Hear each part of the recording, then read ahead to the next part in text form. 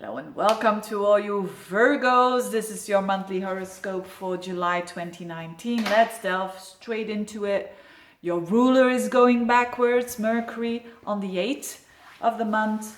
So very interesting for you again. And it's happening in your 12th house, in a very unconscious house. So on the background, it's a good time for you to think in isolation almost, so to speak, but I mean it in a good way, to be just with your thoughts and also about your goals and so on, because the Mercury also goes backwards into your 11th house, goals and friends, maybe old friends you're gonna see back during this month and also next month. And but let's have a look at what this is, just a detail here, which I know we Virgos like that, don't we? But what's going on here? First of all, I want to say that you are the captain of your ship, and that these are general horoscopes. So watch out for that you don't take everything in. If you're an empath, these videos are really, really not the best for you.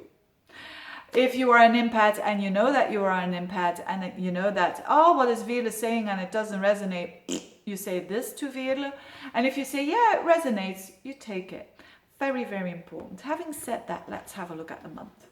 So it's eclipse time, a very intense time. I think for you Virgos, it will be well. Why? Because it's happening in signs like Cancer and Capricorn. That goes very well with your energy. And we're having a beautiful trine with Neptune, which is your opposite side. And it's going to give you some relief there. I'll talk about that in a minute. But to know the details, dear Virgo, here are some details. So on the 2nd of July, we're going to have the new moon. The moon and the sun together opposing Saturn and Pluto. And then on the 16th of July, we're going to have Venus and the sun and the North Node opposing Saturn, Pluto, Moon, and the South Node. What is this all about? Well, in a nutshell, this is about obsessive thoughts, very intense desires. That's what this is all about. Why? Well, first of all, because that's the energy of the moment, but it's also, for those of you who are very nerdy and interested in astrology and eclipses, this eclipse belongs to an eclipse family, and they call it the Saddest Family, and that is belonging towards the Saddest Family number 3 North. If you want to know more about that, here's a good book of Bernadette Brady. She's a specialist in all these things, and she explains these energies. Okay, having said that, that was a bit of an aside there, lots of asides here, but let's go to the main thing. The thing about having strong desires, having a strong will, and that can oppose something that is contradictory and paradoxal, because it's in opposition. Now, what is this all about? The Venus and the North Node for you are in the 11th house. In itself, this is fantastic energy.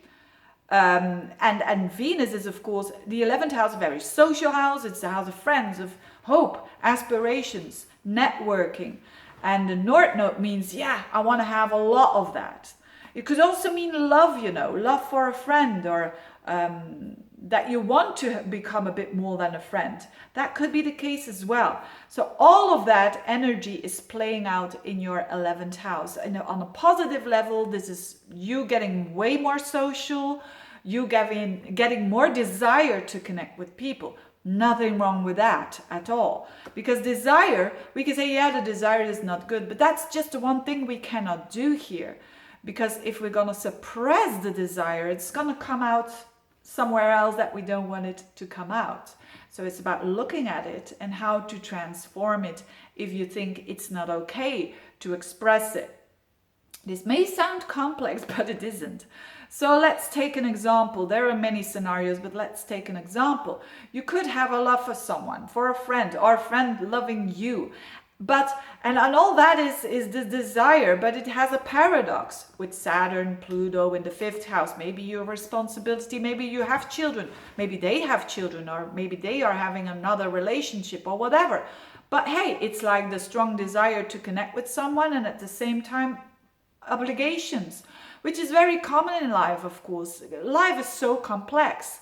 And we deal with that quite often, that we have desires, but at the same time we have fears. Now, as I said, the last thing you want to do is to suppress either one or the other. I would not recommend doing that, because Pluto, you cannot talk with Pluto. Pluto, it has to do with compulsing behavior. It has to do with I feel compelled.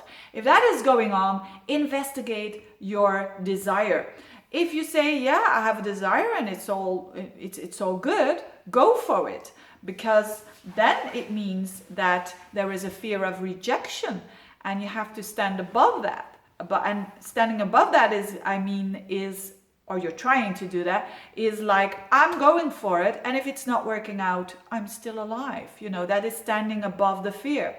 But when it is, and you feel that it doesn't resonate with the life at the moment, or with a contradiction, as I just said, maybe you have children, or the other person has children, or maybe this has just to do with a goal.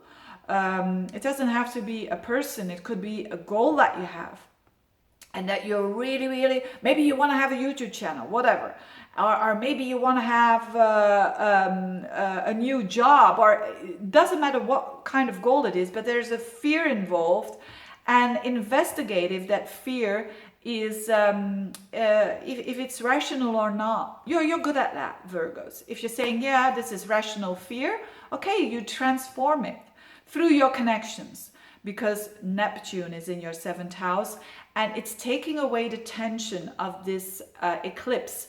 So Neptune is trining the eclipse, by the way, and it can give you, so if you're not sorting it out, if you're really chaos in that paradox can really give us a lot of stress. Talk to someone that you trust, someone that is very close to you, and the chances are higher that it dissolves, and off you go. You thought it was a big problem, but actually it's not, or you see it in a different way, and that is the transformation that is going on for you. It could also mean that you need to let go of the control towards a project, towards something that is not working out, that is very true to your heart. It could mean letting go of children. I talked about that in other videos as well. And letting go of children, I mean, of course, the control of giving them the control and giving them the responsibility to make a mistake. Of course, in a reasonable way. And that goes, that is very hard for you, but at the same time, whilst you're doing that, you can work on your friends, or your connections with friends, on new connections with friends, or maybe reconnecting with an old friend, because Mercury is also going retrograde in that same area of life. So there is paradoxes going on for sure, but the trick is not trying to force it. Virgo is known as a sign that wants to fix. It's not fixable now. It's like seeing what it is and accepting what is, even things are contradictory. And there is a way out through good relationships, good connections that you have with other people, and talking about it and sharing that with people that you trust.